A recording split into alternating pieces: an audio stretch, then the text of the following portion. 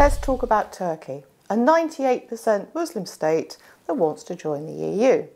Although 95% of its landmass is in Asia, the EU thinks that's a good idea and its membership is okay. They started accession negotiations in 2005, aided by the UK Conservative Party. Despite Erdogan's military dictatorship where he controls the judiciary and the media and his human rights abuses, the EU wants Turkey to join.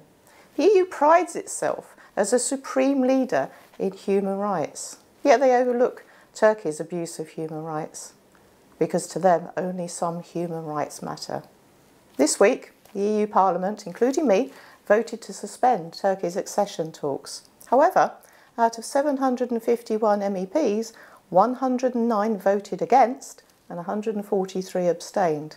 There are many MEPs that want Turkey to join. It will happen. They will join. Remember, the EU lies. They told us that an EU army wouldn't happen, but it is. Already considerable amounts of money have been ploughed into this dangerous project. Brussels has allocated already and is spending €9.1 billion in preparation for Turkey's membership. Separately, Brussels gave Erdogan €3 billion to house Syrian refugees in secure camps during the refugee crisis. They're still there. I asked the then President of the European Parliament, Martin Schulz, if there was an audit trail of how the money was spent. He confirmed there was no audit trail. There was no audit trail kept of that whatsoever. £3 billion. Euros, not much difference. It's taxpayer money. And then, last year, Erdogan asked for another €3 billion to trouser, threatening that if he didn't get the amount of money he demanded, he would open the gates of the internment camps and just unleash the refugees on Europe.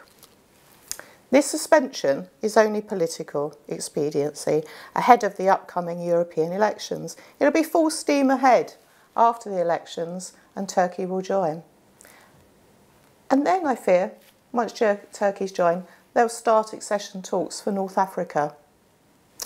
Because this imperialistic expansion plan of the EU doesn't recognise borders or continents. That's what will happen. That's their future. It will be one imperialistic, enormous continent paid by you, the taxpayers. So Cheryl, we've just been voting, we've just come out of the plenary and we made quite an important some votes on Turkey, accession to Turkey.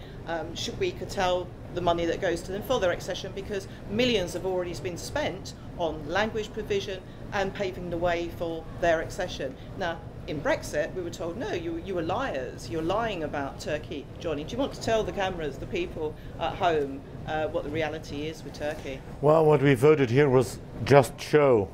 Officially, the place is still trying to get Turkey into a membership of the European Union. And of course, there was this U-turn in the Turkish policy after the so-called coup, military coup. Erdogan became a dictator.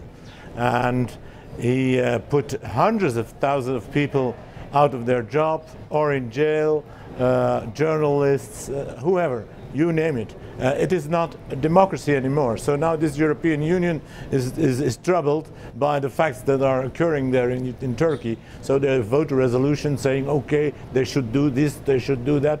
But the thing that they should do is stop these negotiations and never talk about it anymore. Turkey is not a part of Europe, never will be a European country. And so stop this negotiating thing. What people don't know is that the train has not stopped. This resolution is just an excuse to go on. Oh, absolutely, and it's quite chilling, because I think Erdogan said this week that any tourist that criticised his country would be arrested or actually kicked out. That's not something we subscribe to in the European continent. You know, it's free Western values, and the majority of Turkey, of course, is in the East. It's in Islam. It's not actually in Europe.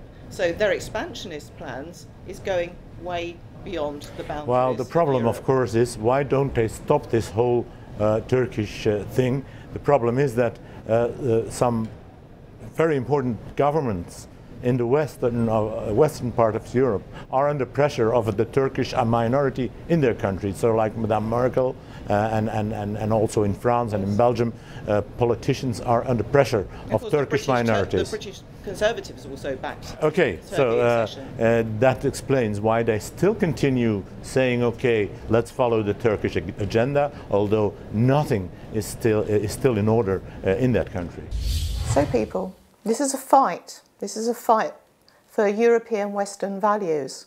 It's a fight for our culture and our identity against mass migration, mass taxation. If you value what we have in the West and what we actually have in Europe, and that's not the same as the EU, then you've got to vote these people out of power. And come the May elections this year, please vote for the parties such as Salvini, Marine Le Pen, Geert Wilders, H.C. Strache of Austria, and let's get these people out of power now and take back control of our continent.